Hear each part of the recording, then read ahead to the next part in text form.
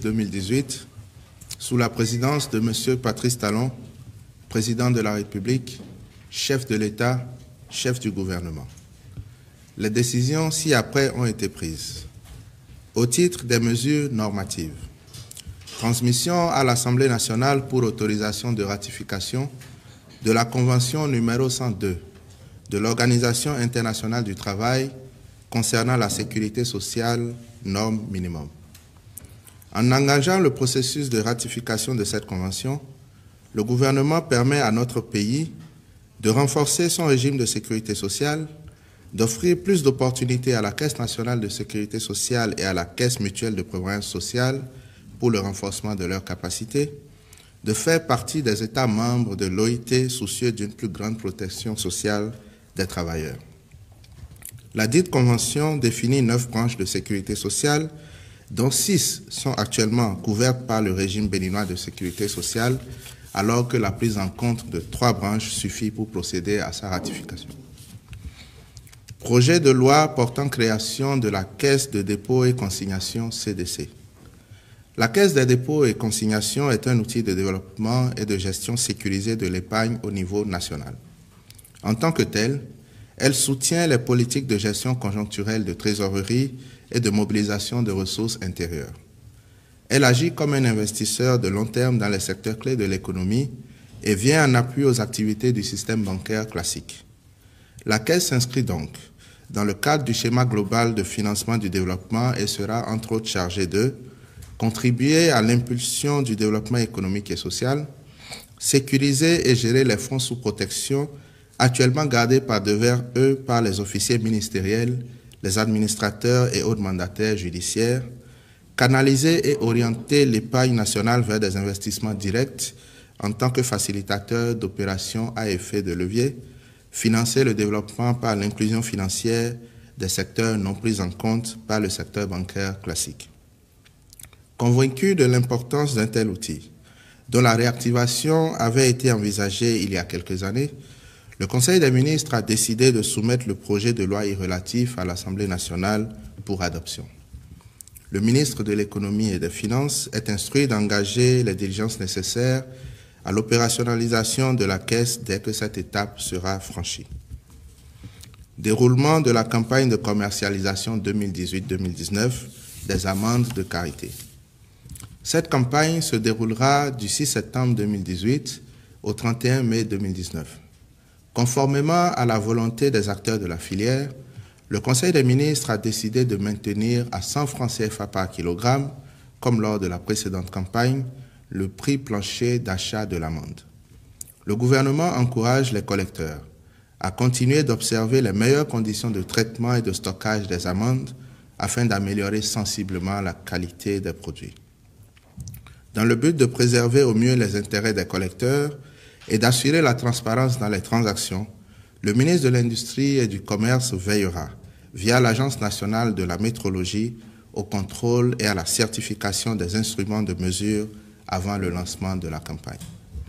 Enfin, en dehors de la taxe de développement local, les communes sont invitées à cesser les prélèvements illégaux de taxes effectués lors de la commercialisation des amendes de carité.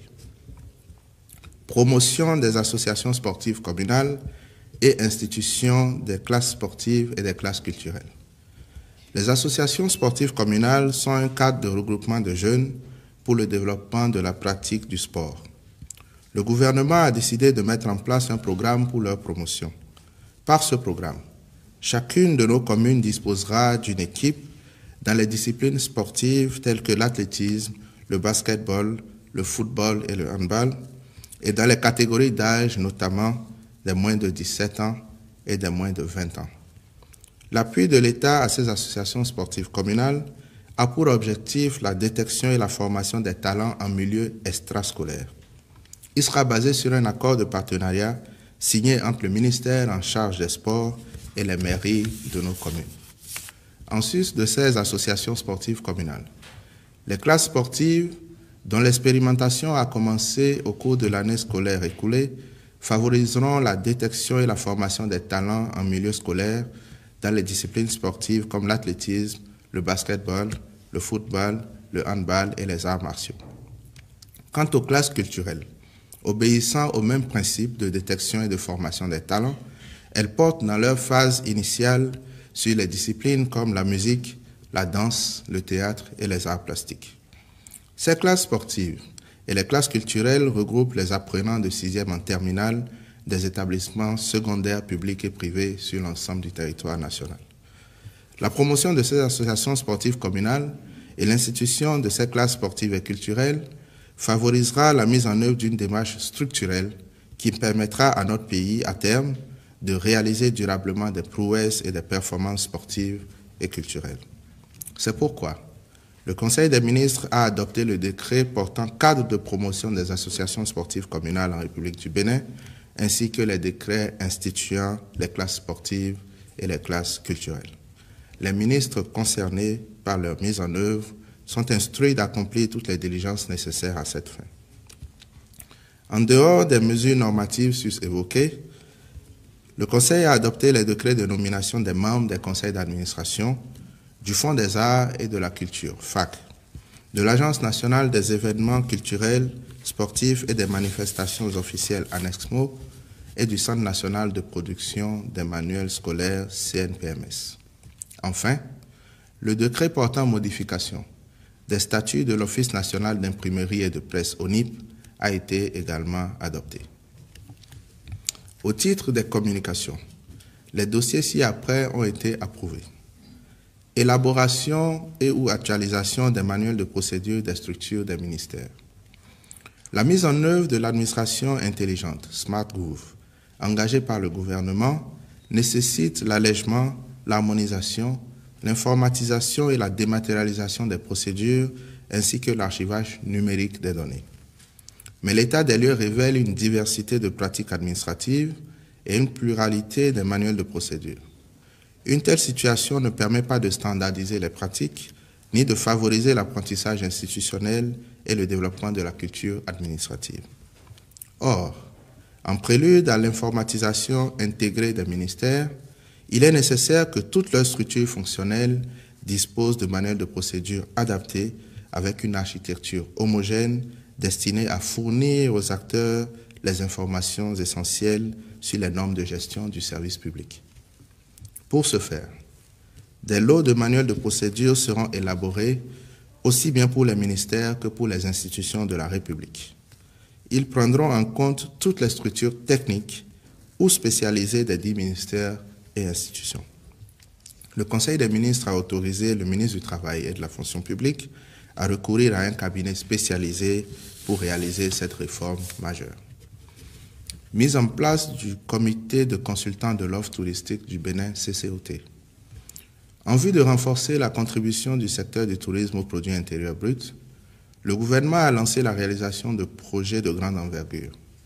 Cette politique volontariste permettra de faire du tourisme béninois une filière de développement économique, créatrice de richesses et d'emplois et un outil de rayonnement du Bénin à l'international.